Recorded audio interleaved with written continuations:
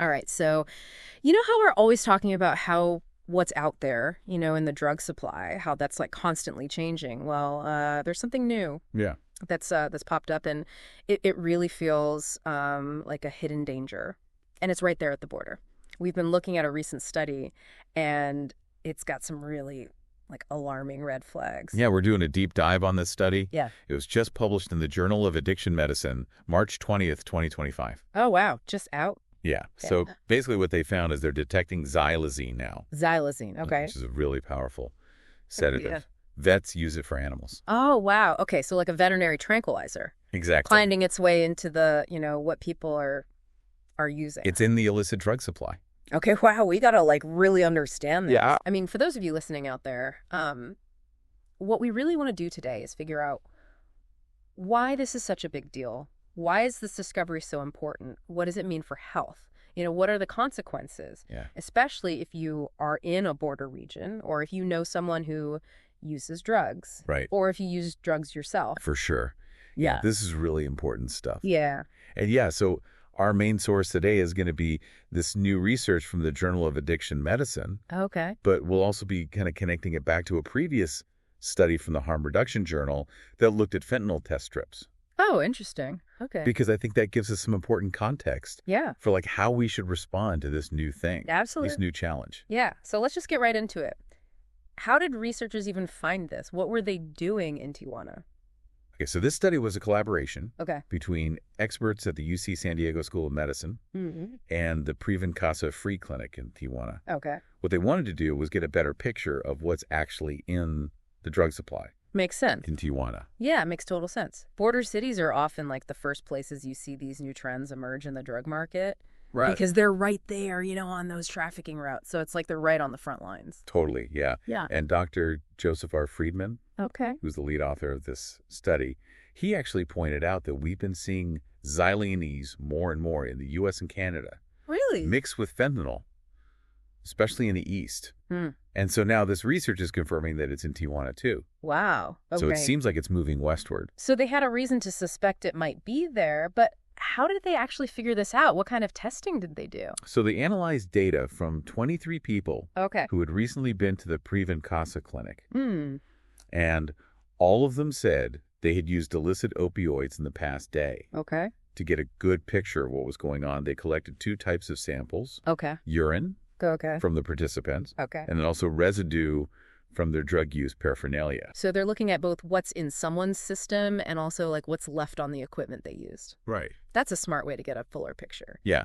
For the urine samples, Yeah. they used two different types of rapid test strips. Okay. One's called Wise Batch, and the other one's called Safe Life.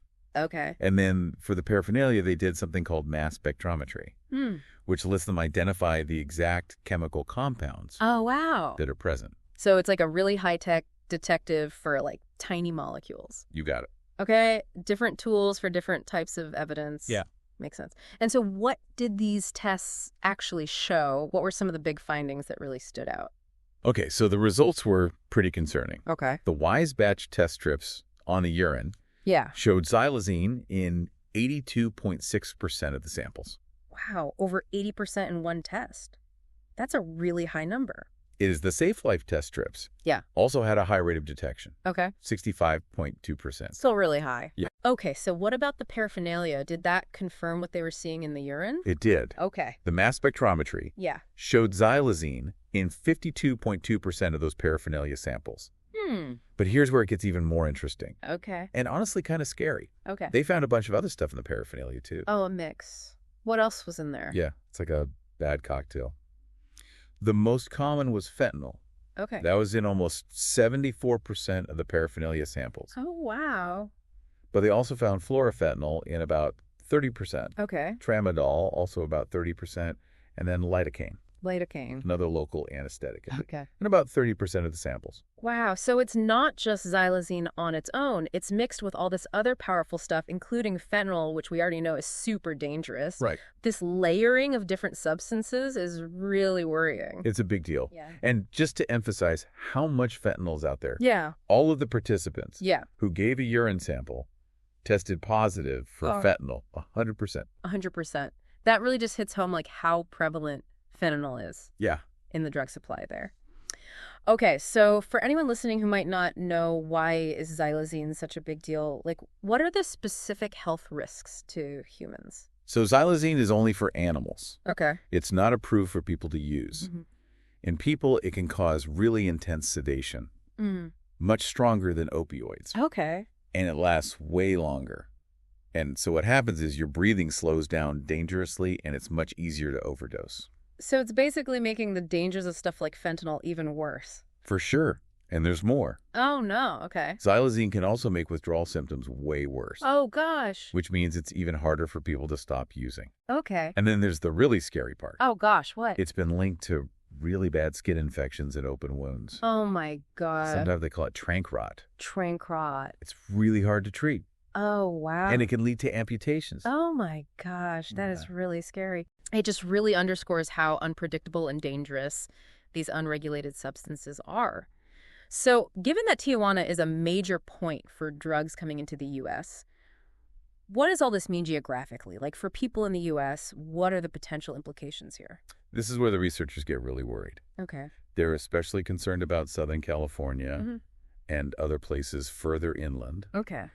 because Tijuana is such a major entry point for drugs coming into the U.S., Yeah. and they're finding xylazine at these levels there. Yeah. So it means that xylazine can become a lot more common in the western U.S. pretty quickly. Oh, gosh. Okay. So, what can we do about this? The study talks about drug checking. How Yeah. can that help reduce the risks for individuals? What Dr. Friedman says, we need more drug checking services right away, Okay. especially in these border areas. Okay. The idea is if people can test their drugs and see if xylazine is in there, Yeah. they can make better choices to stay safer, like maybe using less, taking it slower, or making sure there's someone around who can help if something goes wrong, Okay. in case of an emergency. That makes a lot of sense. And this kind of ties in with what we've been seeing with fentanyl test strips, right? Exactly. People have been able to get more information about what they're using because of those strips. Right, that other study in the Harm Reduction Journal showed that people are willing to use those fentanyl test strips to check what they're getting. Yeah. And this research is saying the same thing could work for xylazine. Okay. We need to make those test strips available for xylazine too. Okay. It's really important because it could actually save lives. But the study also brings up a potential problem with the xylazine test strips, Yeah. especially with something else they found. Can you talk about that a little bit? Sure. So they found a lot of lidocaine. Lidocaine. Remember, that's that local anesthetic. Yeah, yeah. It was in more than 30% of the paraphernalia samples. Yeah. And they're worried that lidocaine might mess with the accuracy of some of those xylazine test strips, Oh, no. meaning you could get a false negative. Oh, so someone could test their drugs, Right. think they're in the clear, but actually xylazine is in there, but it's hidden because of the lidocaine. That's really dangerous. It is, because then people are unknowingly putting themselves at risk. Wow. Okay, so what do we need to do? We need more research, right? To figure out why lidocaine is being added in the first place. Yeah. And how it affects these new drug checking tests Exactly. for xylazine. Okay, so taking all of this together, what are the big takeaways from this study, and what steps do the researchers say we need to take to tackle this growing threat? Okay, so the researchers have a few main recommendations. Okay. First, they say we need bigger studies Okay. to figure out just how widespread xylazine really is. Okay. Not just at the border, but everywhere. Makes sense. We need to really understand the scope of the problem. Totally. And we need to improve and standardize the testing so we can be sure we're getting accurate results. Huh. Especially with this whole lidocaine thing. Okay. They also say we need to watch the drug supply more closely Okay. to catch these new things early on. Yeah. And then, of course, we need to step up harm reduction, Yeah, absolutely. like educating people who use drugs about the risks of xylazine Okay. and providing access to testing once we have tests that we know are reliable. Okay. And lastly, it's super important for healthcare providers to be aware of xylazine Yeah. so they can recognize and treat the problems that come with it, like those awful skin infections. Okay. And it's worth noting that this research was funded by the National Institute on Drug Abuse Right. and the National Institute of Mental Health. Yes. So the federal government is clearly paying attention to this. For sure. That support is really important to keep this research going. Yeah, and to help us figure out how to respond to these problems. So for everyone listening, the fact that xylazine is at the U.S. Mexico border is a big deal. It is. It's a serious threat to public health. Absolutely. This stuff is not safe for people, and now it's in the drug supply often mixed with other dangerous things like fentanyl. Right. It's making an already bad situation even worse. It really is. Mm-hmm. We're seeing a whole new layer of complexity added to this public health crisis. Yeah. And it's putting people who use drugs at even greater risk. It's a reminder that the drug market is constantly changing. Right. And it's unpredictable. Yeah. We have to be really careful. Absolutely. This xylazine thing, it causes intense sedation, Yeah. increases the risk of horrible infections. Right. It can make withdrawal even worse. That's right. It's scary stuff. It is. And it leaves us with a really big question. Yeah. The drug supply always changing and the limitations we have with testing. Yeah. How can we stay safe? How can we as communities and individuals make good decisions to protect ourselves and others? That's the million-dollar question. It's a tough one. Yeah. But it's one we have to keep working on.